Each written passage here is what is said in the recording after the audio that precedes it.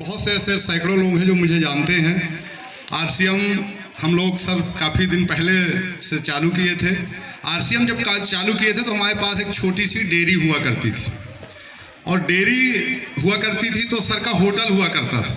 हमारे पास दूध होता था, सर के यहाँ मिठाई बनती थी।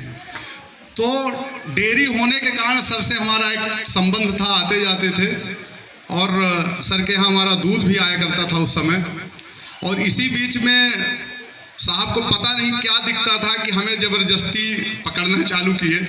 एक सर के पास बंदूक की लाइसेंस थी रिवाल्वर का, तो हमें रिवाल्वर भी लेना, मतलब हमारा एक सपना था कि हमें रिवाल्वर लेना है। तो रिवाल्वर का लाइसेंस पूछने के लिए बीच बीच जाया करते थे, और सर हमें आरसीएम बताया करते थे। बहुत दिन आरसीएम समझ में नहीं आया, जैसे सबको नहीं आता। ये बिल्कुल परेशान ना हो कि आरसीएम समझ में नहीं आ रहा, सबके साथ ऐसा हुआ। ऐसा कोई व्यक्ति नहीं हुआ होगा जो पहले दिन ही आरसीएम को समझ के ज्वाइन किया। ज्वाइन हर कोई बिना समझे करते हैं, फिर जब आप धीरे धीरे इस तरह के कार्यक्रमों में आते हैं तो आप आरसीएम करना चालू करते हैं। हमें भी 4-6 महीने सर से हम बहुत भागा करते थे। कई बार तो आज बड़ा संकोच लगता है ये कहने में, सर जाया करते थे, घर जाते थे हमारे, और अगर हम बाहर ना मिल गए, अंदर रहे तो कहलवा देते थे कि बता दो घर में नहीं, और सर रीवा से जाते थे, वापस आ जाते थे। आज देखिए, आरसीएम एक ऐसी व्यवस्था है जो आपकी सोच को बड़ा करती है। गांव में कहावत है कि मन बहुरी या मन लड्डू। अगर मन में ही खाना है तो हम बहुरी काहे चावे भाई, दांत तोड़े, लड्डू ही क्यों न खाएं। आरसीएम एक ऐसी व्यवस्था है जिसमें लोग करोड़ कहने में संकोच नहीं करते। नहीं तो आप गांव में किसी बच्चे से बात करिए, किसी नौजवान से, पढ़े लिखे से बात करिए, अगर वो करोड़ों की बात करते हैं तो उसके घर के लोग ही उसको पकड़ते हैं, कहते हैं बेटा कहीं कोई डिस्टर्ब तो नहीं हो गया, मतलब ठीक ठाक है, कोई भूत प्रेत तो नहीं मार दिया। कहते हैं आप तो अपनी औकात में रहो बेटा, जितनी चादर हो उतना पैर। पहले की बहुत सारी कहावतें ऐसी हैं जो शायद ऐसा हमें लगता है कि गलत बनी हुई। आरसीएम एक ऐसी व्यवस्था है जिससे आप अपनी चादर बड़ी कर सकते हैं, पैर जितना फैलाना हो फैला लीजिए। आरसीएम बहुत दिल से हमने किया, कई साल आरसीएम में बिल्कुल डूबे रहे। अभी कुछ कारणवश आरसीएम में उतना इन्वॉल्व नहीं हो पा रहे हैं। बहुत जल्द हम फिर से तैयारी में हैं, और बहुत पश्चाताप भी हो रहा है कि हम चूके जा रहे हैं। सब लोग बहुत तेज़ी से आगे बढ़ रहे हैं, फिर से हम आरसीएम तेज़ी से करने वाले हैं। और आरसीएम की बदौलत ही कामधेनु खुली है, इसलिए कि हमारी सोच, हमारी जो मीटिंगें थे, एक मीटिंग हम लोगों को याद है जिस मीटिंग से हम लोगों के अंदर बहुत बड़ा परिवर्तन आया था। डॉक्टर जितेंद्र दढ़िया की मीटिंग हम लोग, बहुत लोग रीवा से सुबह 4 बजे गए थे मार्शल गाड़ी करके जबलपुर। आप जैसा सोचते हैं वैसा बन जाते हैं। यहाँ लोग चाहते ये हैं कि हम पहले बन जाएं फिर वो इस तरह रहें।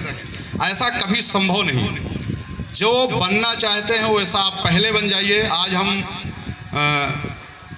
स्टेज में, हालांकि ये आने में हमें संकोच लग रहा था, शर्ट पैंट पहन के बिना टाई के नहीं आना चाहिए, पर इसमें एक मैसेज है। जितने आप कोट टाई वाले लोगों को देखते हैं, ये एक बड़े बिजनेसमैन की तरह दिखते हैं। ये दिखते हैं, पहले दिखते हैं फिर ये बनते हैं।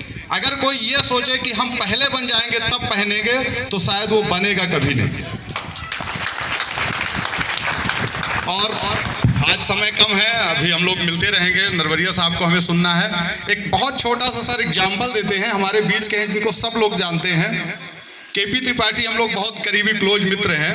हम लोग सिविल लाइंस में अक्सर वॉक किया करते थे शाम को। जब वो जनपद अध्यक्ष नहीं थे, जनपद का चुनाव आया, तो हम लोग उनको कहना चालू किए कि आप चुनाव लड़ो, जनपद अध्यक्ष बनोगे। फिर जब जनपद अध्यक्ष हो गए तब भी हम लोग डेली वॉक करते थे, और कहना चालू किए कि आप तो विधायक मान लो यार अपने को, आप पक्का विधायक बनोगे। और भगवान कसम कहते हैं, एक ऐसा सच हुआ। एक हमारे संगठन मंत्री जी थे, यहाँ पार्टी को भी शायद कुछ लोग होंगे, ऐसे संगठन मंत्री थे। देखिए, लगातार हम लोग विजुलाइज करना चालू किए, वो भी उस तरह की अपनी एक्टिविटी करना चालू किए।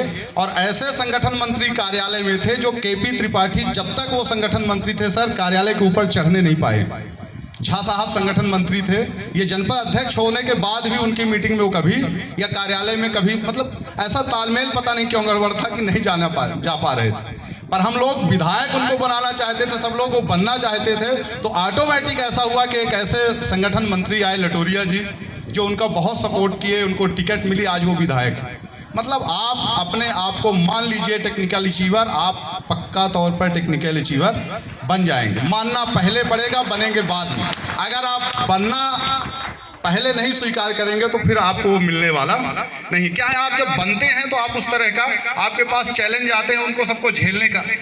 गौतम जी, नरवरिया साहब, द्विवेदी जी, तिवारी जी, इनका आप जो मुकाम देख रहे हैं ना, इनको जो चैलेंज आते हैं ना, ये सब छोटे दिखते हैं इसलिए कि इनका टारगेट बहुत बड़ा है।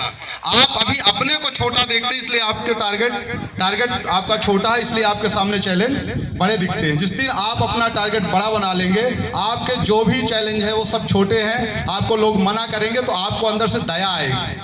भगवान इनका भला करे, इनको सद्बुद्धि दे दे। ये हमें मना नहीं कर रहे हैं, ये अपने आप को गड्ढे में डाल रहे हैं। तो आपको दया आना चालू हो जाएगी, आप निराश नहीं होंगे। जब आप निराश होते हैं आपके किसी के ना करने में, किसी को कोई आपको दुत्कारता है तो आपको लगता है यार गलत काम करने लगे। जिस दिन आपको अपना लक्ष्य बड़ा हो जाएगा, आपको उनके ऊपर दया आना चालू हो जाएगी और आपका बिजनेस बढ़ना चालू हो जाएगा। जय हिंद, जय भारत।